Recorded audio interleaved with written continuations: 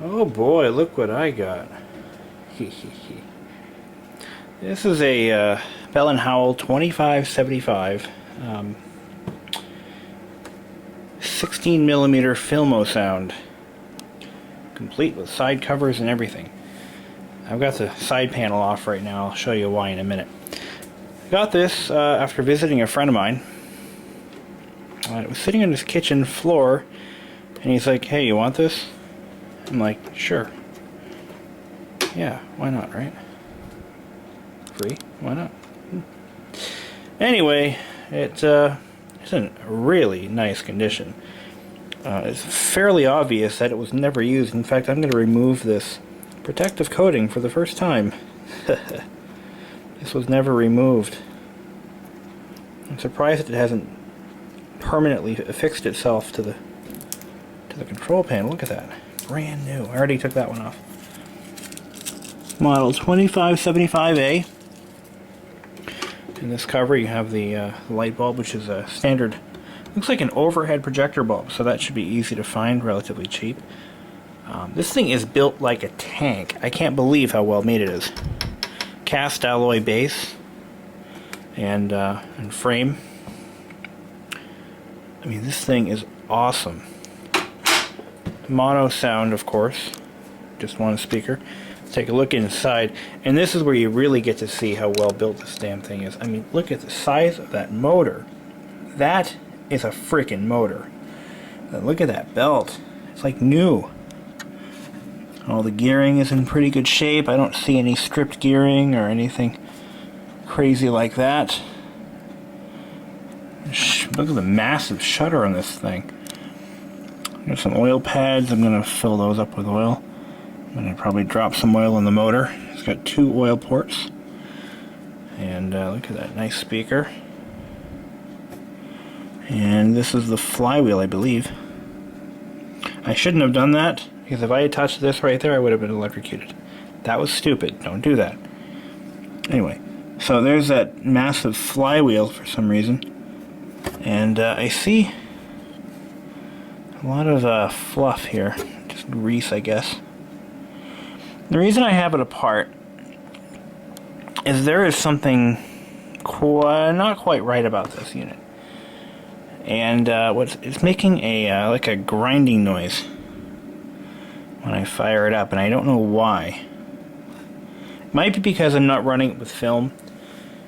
It could be normal, but it could also mean a serious problem. So I'm gonna go ahead and fire it up, and you'll see what it sounds like. That was stupid. I could have shocked myself. God. Okay. I'll turn it on. I have the lamp disconnected, so I don't. See that? I don't know what it is. I'm just trying to visually inspect everything. Okay, my diagnosis has been made. And I'm going to get some good light in there. You see that? That is the drive gear. Basically drives the entire machine. And you'll see that nice big crack in there. Okay. That is because the plastic on these tends to shrink. I remember reading something about this quite a while ago. I was looking for something completely unrelated, and I read somewhere that that's what happens to these, and that can be fixed. I just have to replace the gear, just a warm gear, with a new one, and that is why these fail. So you'll see these little bits of plastic. Now I know what those are. That's from this wheel breaking apart and getting ground up into bits. And that explains the problem. I did notice this is this massive flywheel here. That's just there to keep the film rolling smoothly. But other than that, this is a fairly damn well built machine. So I'm going to go ahead and definitely I'm going to get a new gear if I can find one. And okay, according to paulivester.com, this projector was manufactured in around 1985. There it is. Slot load, line voltage lamp economy model, dark gray plastic, 1985, EYK lamp, and what's that stand for? BAK, what's that? EXC lamp, I don't know what that means. Amp. Okay, amp, yes. And what was that? A 2575 T. The amp is T, whatever that means. Transistor, that must be it. So, now to find the gear. Oh dear God. I'm glad I read this article before I attempted to replace the worm gear, but this looks like a weekend job. One forum poster attributed this, or compared this to replacing the head gasket on a car. Now, let's take a look at why. Well, there's a couple of reasons that this is really a hard thing to do, because you need to purchase Bell and Howell jigs and whatnot and special tools to make sure everything is lined up properly. But basically, this entire projector must be completely disassembled. Alright, well, it's been 1 day since my last recording session. I've decided, just for the challenge of it all, I'm going to go ahead and disassemble this projector and see what I can do to get it running properly again. It won't be easy. This will be probably the most challenging machine I've ever worked on, based on what I'm reading on how it's built. So, what we're going to do is we're going to go ahead and tear it down. Now, I'm finding out that there's actually a second worm gear that can fail in this projector, and it affects the slot load models like this one.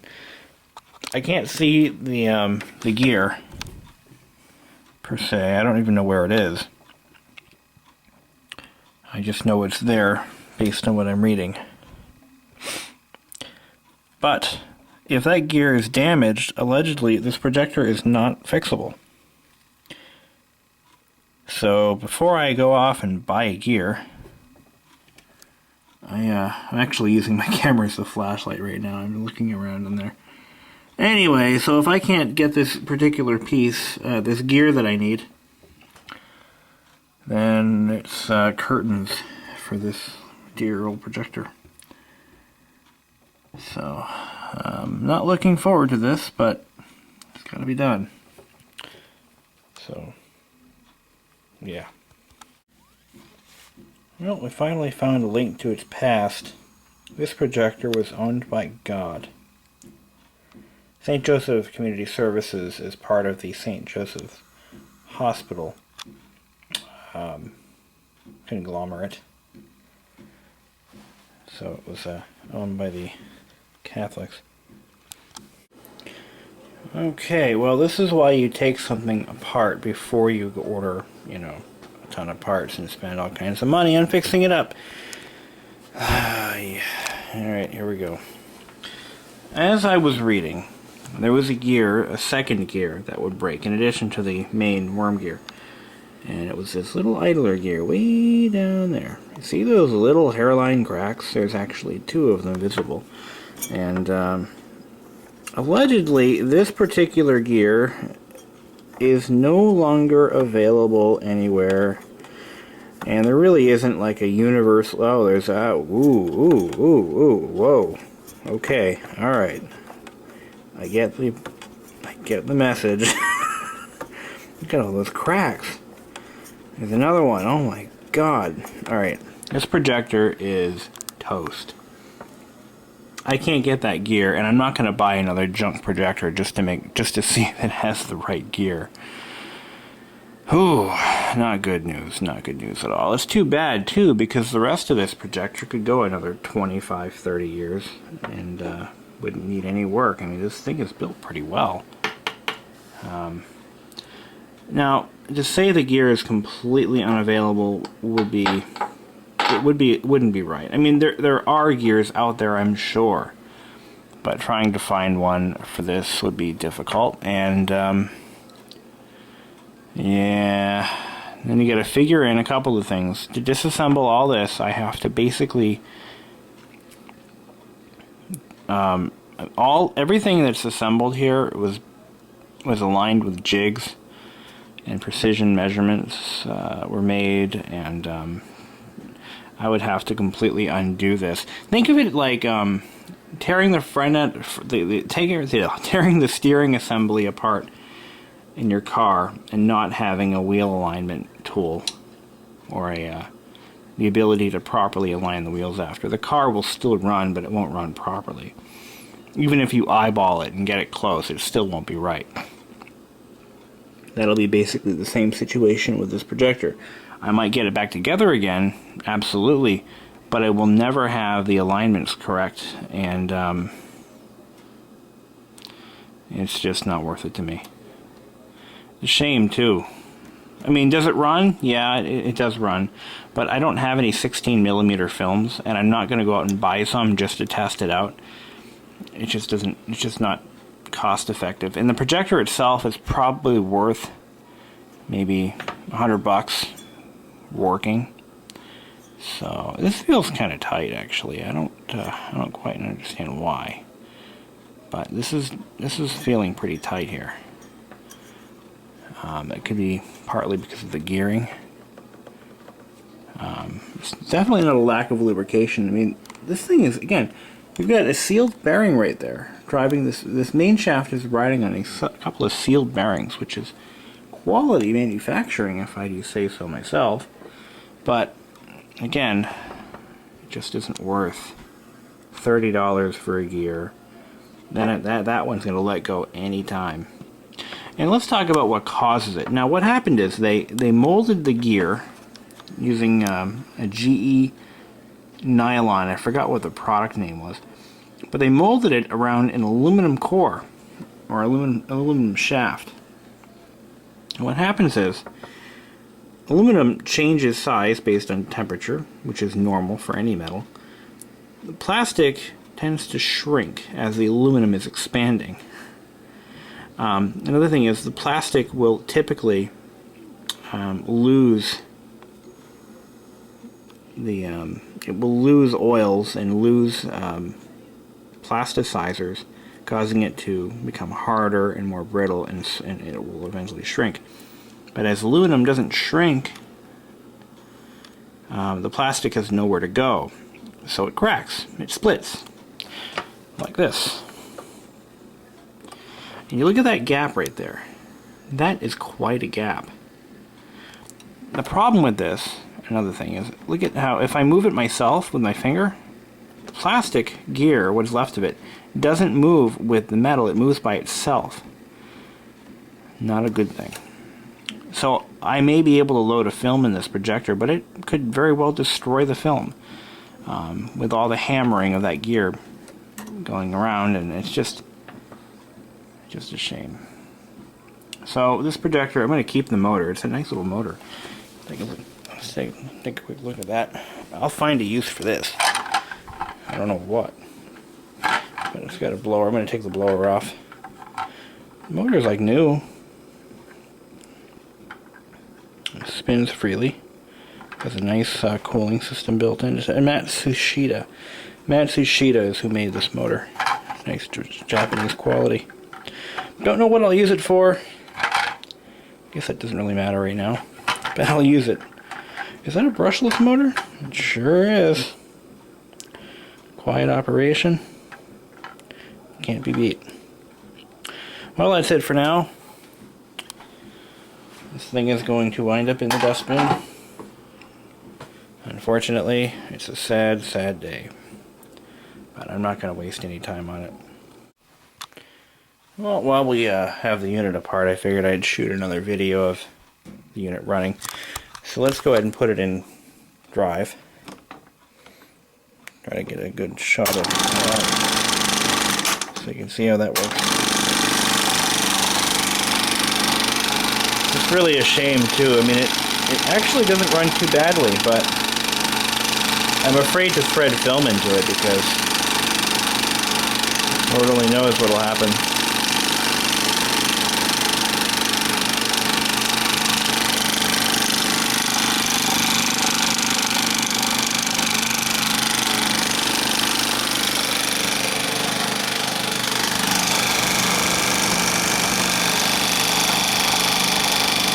think it might actually work okay. I might just reassemble it and just see what it does. I mean, what the hell, right? It's not like it's excessively noisy. Then again, this is rewind mode. Yeah, you know what? Runs okay in rewind. That is a problem.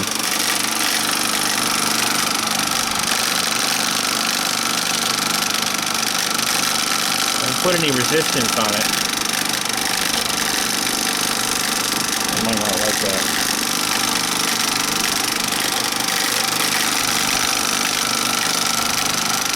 I feel the heat coming off that lamp already. So put some resistance on it.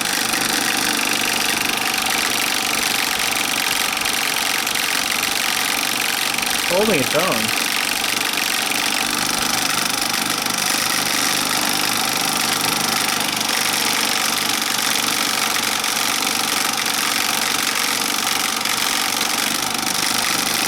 Interesting. It is holding its own though.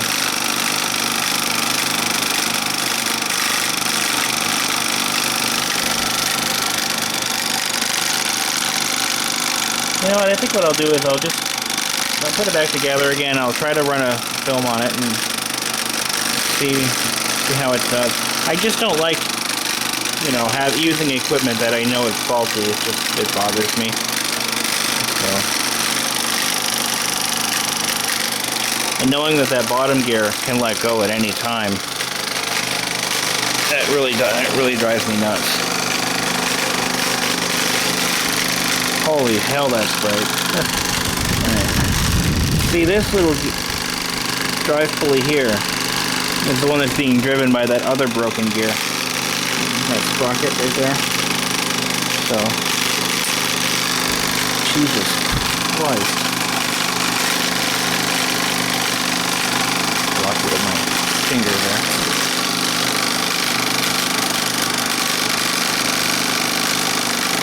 No speed adjustment on this either. I guess you don't need one on a sound projector.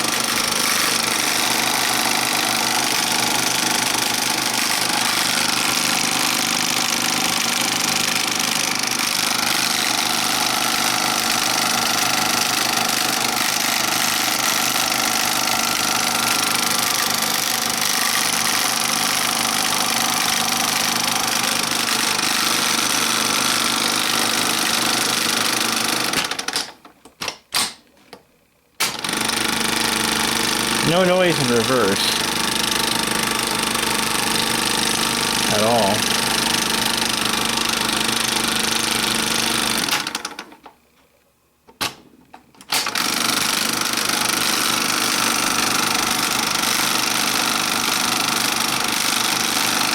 And under a load, it doesn't really, it doesn't seem to be hurting it. So hey, you know what? I think I might go ahead and try to use it just like this. But as far as getting a restoration, it's not going to happen. So, well, thanks for watching.